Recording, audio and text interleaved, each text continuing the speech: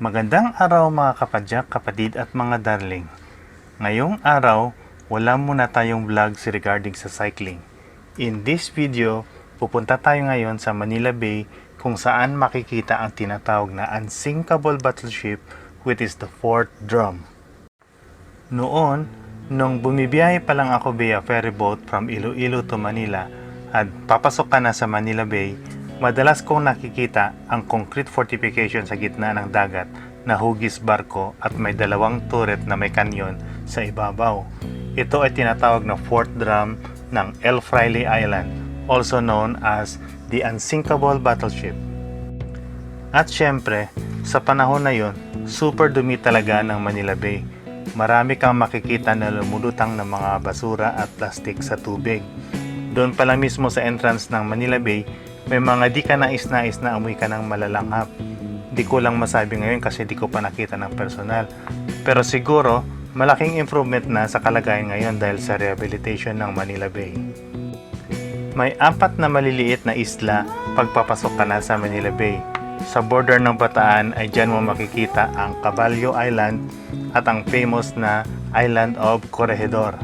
Sa border naman ng Cavite, dyan mo makikita ang Carabao Island at saka yung Fraile Island kung saan ngayon makikita ang tinatawag na fourth drum. Ang Fraile meaning sa Ingles ay the friar. Kung bakit naging Fraile ang tawag sa isla na yan has remained to be unknown. Ngayon, pag-usapan natin kung paano nag-umpisa ang pagpagawa ng fourth drum. Babalik tayo sa taon na 1898 sa panahon ng Spanish-American War at the Battle of Manila Bay. On April 30, 1898 at 7 p.m., the American fleet are about to enter the Manila Bay under the cover of darkness when a small detachment of Spanish troops garrisoned at Fraile opened fire. The engagement did not last long, but it remains in the mind of the American officers that Fraile Island is located at a strategical location for the defense of Manila. Since Spain is only a shadow of its former glory, Philippine Islands were ceded by Spain according to the terms of 1898 Treaty of Paris. Spain ceded the island and was compensated by the Americans with the amount of $20 million in order to have a sovereign rights over the Philippines. A very bad idea for the country that promotes justice, liberty, and equality but practice imperialism. This resulted to the Philippine and American War, which is another story. For the meantime, balik muna tayo sa fourth drum. The design of the fourth drum started when William Howard Taft, the 27th President of the United States, recommended that the entrance of Manila are to be secured and fortified. Since then, the War Department made plans on how to fortify the 18-kilometer entrance of Manila Bay. There has to be 4 defensive fortresses that has to be built. First was Fort Mills in Corregidor. Second, Fort Hughes at Caballo Island. Third is the Fort Frank located at Carabao Island. And last but not the least is the fourth drum at Fraile Island, which is our main topic for today. Corps of Engineers initially designed Fraile as a concrete bunker with a height of 8 feet above the waterline, with turrets on both sides and an observation deck at the middle. But this proposal was rejected by the War Department. After a year, the War Department issued an improved design proposal with a height of 40 feet above the waterline. Fraile was named as fourth drum in memory of U.S.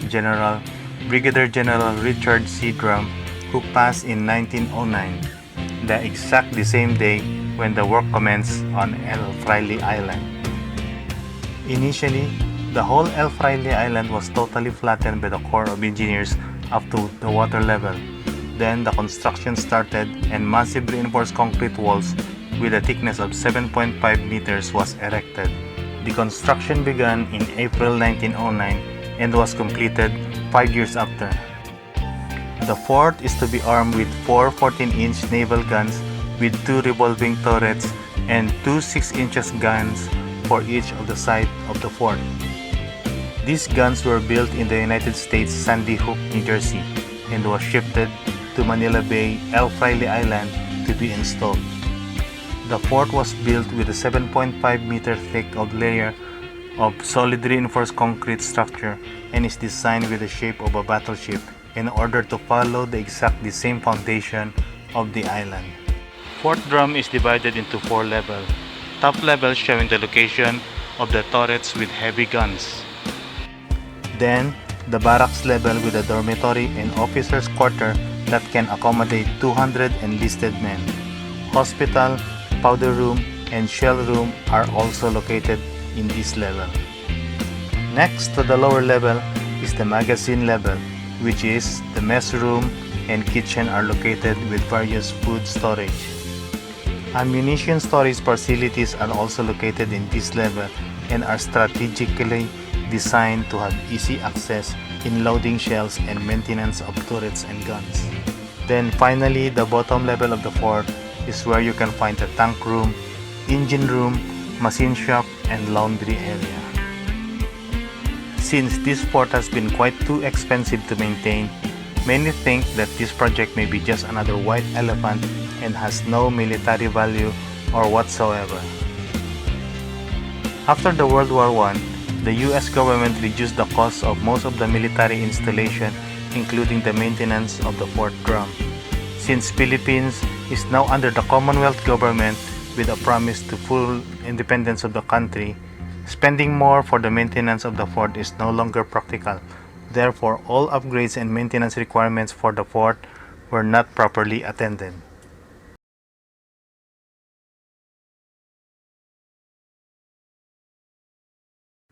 Perhaps the main importance of the fort came to be realized by a significant event of the century. On December 7, 1941, the date in which we live in infamy, the Imperial Japanese Navy deliberately attacked and bombed the naval forces at Pearl Harbor, Hawaii.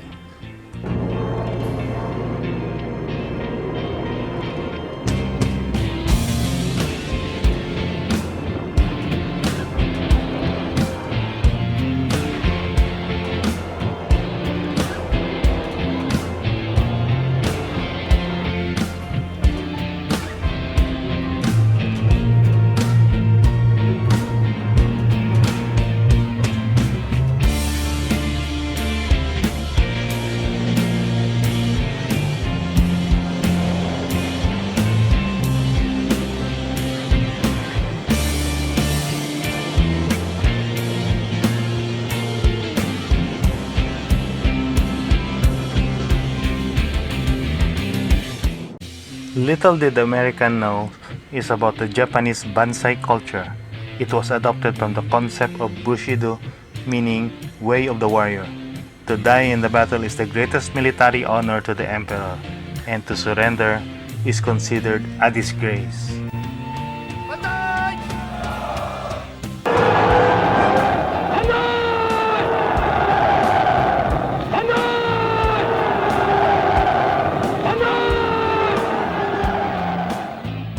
With the Japanese aggressive attack on the Philippine stronghold and with the advantage of air superiority, the Allied forces find themselves retreating due to heavy casualties.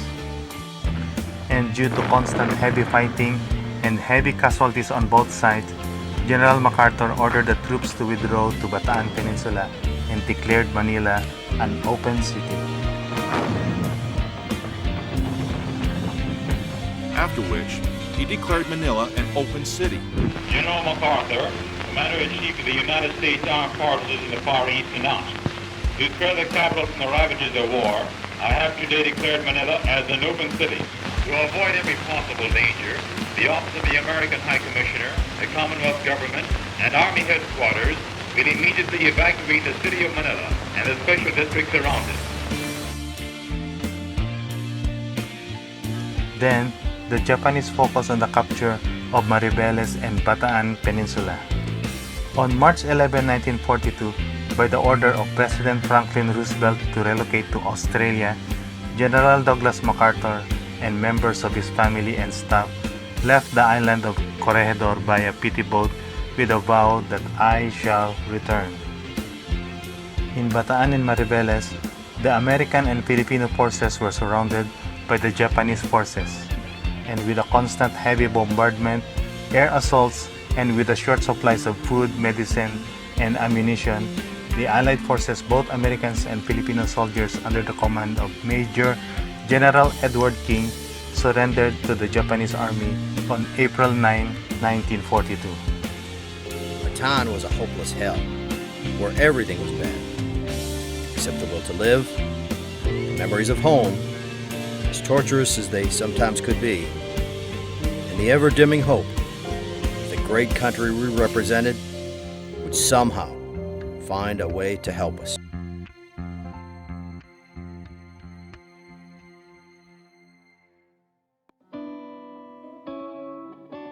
Upon the fall of Bataan, Japanese forces started to siege the island of Corregidor. There are three other forts that gave support to Corregidor against the Japanese attack. They are the Fort Hughes at the Caballo Island, Fort Frank at Carabao Island, and Fort Drum at El Fraile Island. Little did we know that Fort Drum, just located 10 kilometers south of the island, played a major role in the Battle of Corregidor. With the long-range guns of Fort Drum, they are responsible for the continued bombardment of the Japanese landing craft for the invasion of Corregidor. Almost half of the landing craft were destroyed, and even with the heavy casualty mounted on the landing troops, Japanese forces still managed to push through with the help of constant aerial bombing and artillery fires. This leaves the defender of Corregidor, together with the sick and wounded, to seek refuge to the overcrowded Malinta Tunnel. The Malinta Tunnel is a tunnel complex built by the United States Corps of Engineers on the island of Corregidor as a bomb-proof shelter, storage, and personal bunkers, but was later equipped with 1,000-bed hospital. Due to short supplies of food, medicine, and ammunition, and unsuccessful defense against the Japanese advance, both Americans and Filipino soldiers under the command of Lieutenant General Jonathan Wainwright surrendered to the Japanese Army on May 6, 1942. With broken heart and head bowed in sadness, but not in shame, report that today must arrange terms for the surrender of the fortified islands of Manila Bay.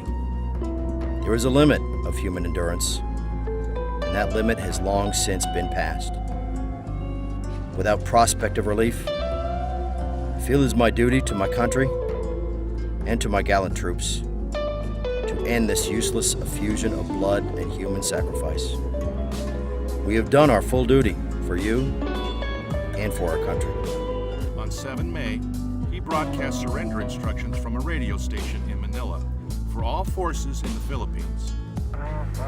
In his surrender, he specifically mentioned that by noon today, all Allied forces in the country are to lay down their arms and to surrender to any authorized Japanese officer.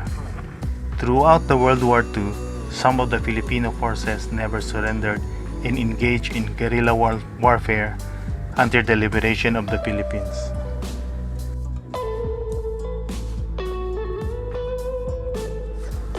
Fort Drum was never captured by the Japanese until they were ordered to surrender.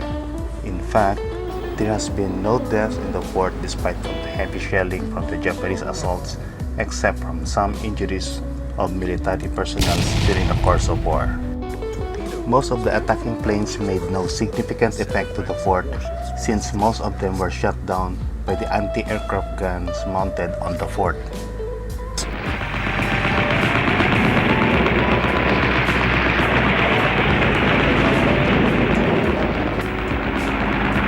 Upon the receipt of the orders of surrender, Lieutenant Colonel Kirkpatrick evaluated their options. Since they have ample supplies of food and ammunition, they could continue fighting for the next 3 to 4 years until reinforcement could arrive. But they are currently low on supply of fresh water. The fort may be surrounded by a body of water, but none of it could be drink. The fort was previously equipped with desalination plant that could produce 5,000 gallons of fresh water every day. Desalination is the process of removing salt content from the water. But due to military cut in budget after World War I, requests for new generators, equipment, and spare parts for maintenance of the fort were not properly attended. Even against the will of the military personnel inside the fort, but without fresh water, they could do nothing but surrender. The guns of the fort continued firing until 5 minutes before surrendering the fort. They fired their last round and destroyed the guns and weapons beyond repair in order to keep it out from the hands of the Japanese forces. The surrender of the Fort Drum marks the end of the U.S. resistance in the Philippines. With the fall of Bataan and Corregidor, this was the largest single defeat in American history. The prisoners of war composed of Americans and Filipino soldiers undergo the horrors and atrocities of being denied from food and water. They were beaten, bayoneted, and was forced to march under the heat of the sun from Mariveles to San Fernando. As a result, 2,300 Americans and 10,000 Filipino soldiers died. This is known today as the Bataan Death March. As a form of retaliation, prisoners of Fort Drum were treated worse. Both commanders of Fort Drum, Lieutenant Colonel Kirkpatrick and Captain Madison, died in captivity due to illness and malnutrition. Out of 240 men taken into captivity from the Fort Drum, only 28 survived the horrors of war. The liberation of the Philippines started with the largest naval battle in history, which is the Battle of the Philippine Sea.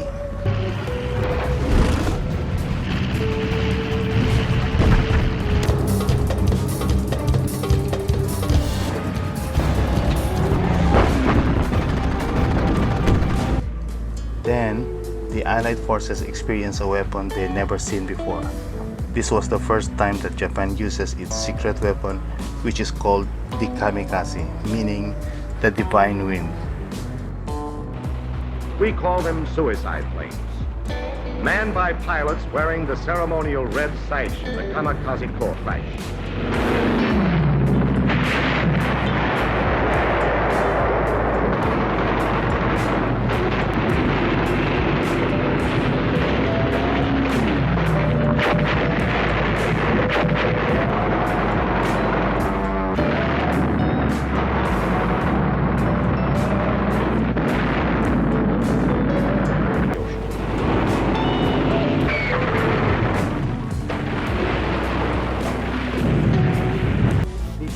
Then followed by the Leyte Gulf landing.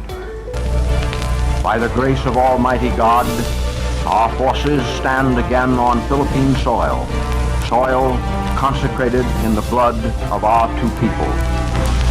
We have come dedicated and committed to the task of destroying every vestige of enemy control over your daily lives and of restoring upon a foundation of indestructible strength the liberties of your people. During the Battle of Manila, Japanese forces built a defensive position in the city with several pockets of resistance and fortified Manila into one single fortress. The American was forced to use tanks and howitzer to blast pockets of resistance. The heavy fighting and heavy casualties mounted on both sides. There was a time that in Manila Ballpark, today known as the Rizal Memorial Coliseum Complex, which is used to be the venue of the baseball matches between the US and Japan, now became the battleground. Cavalry's Sherman tanks took the field to battle Japanese defenders, holed up in the dugouts and entrenched on the diamond. The fight for Harrison Park, LaSalle University, and Rizal Memorial Baseball Stadium. After the Battle of Manila, the city became the Stalingrad of Asia. And most of its vehicles and stations were severely damaged. The American discovered that the Fort Drum is inhabited by a group of Japanese forces. These are the survivors of Battleship Musashi, which was sunk earlier at Sibuyan Sea during the Battle of the Philippine Sea. Battle of the Philippine Sea was the largest naval battle in the history, in which the Japanese Imperial Army never recovered its losses during the battle.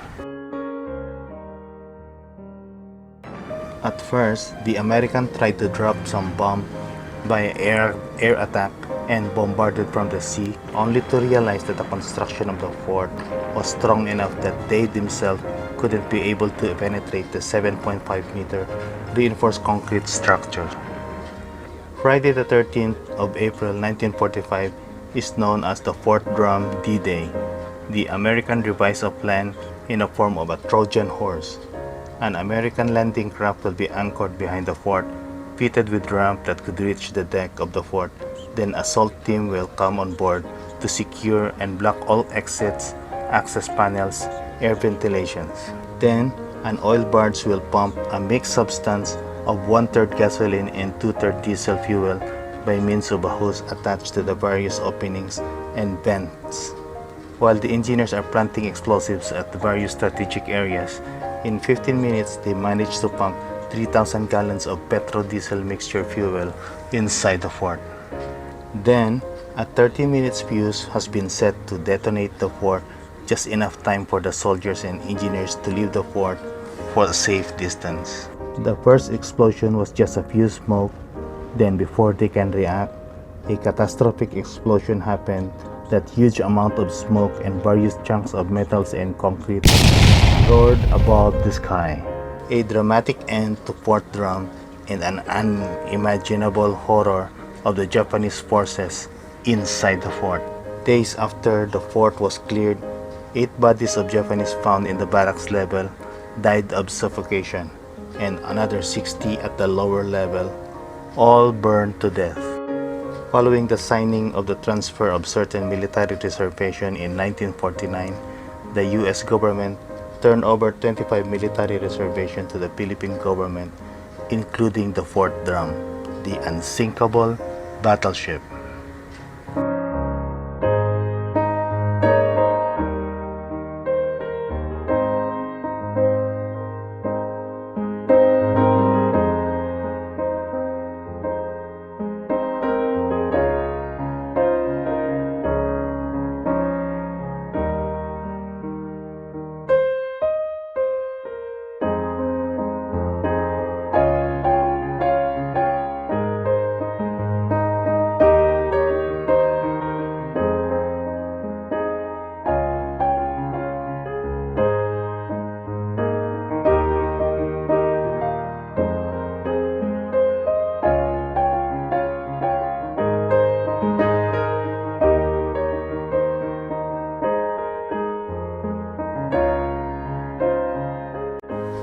The ruins of Fort Drum, including its disabled turret and 14-inch gun, remains at the mouth of the Manila Bay. It has been abandoned since World War II, and in 1970s, looters started removing some scrap metals inside the fort for resale. These activities are still going on, according to reports in 2009. Today, its rusty turrets and charred concrete remains as a silent testament to the violent end of the Japanese occupation of the Philippines in World War II. Now, by the forces of nature, it is slowly retaking back the Fort Drum like a ghost ship in the middle of nowhere. So, this is the story of the island of El Fraile, known as the Fort Drum, the UnSinkable battleship.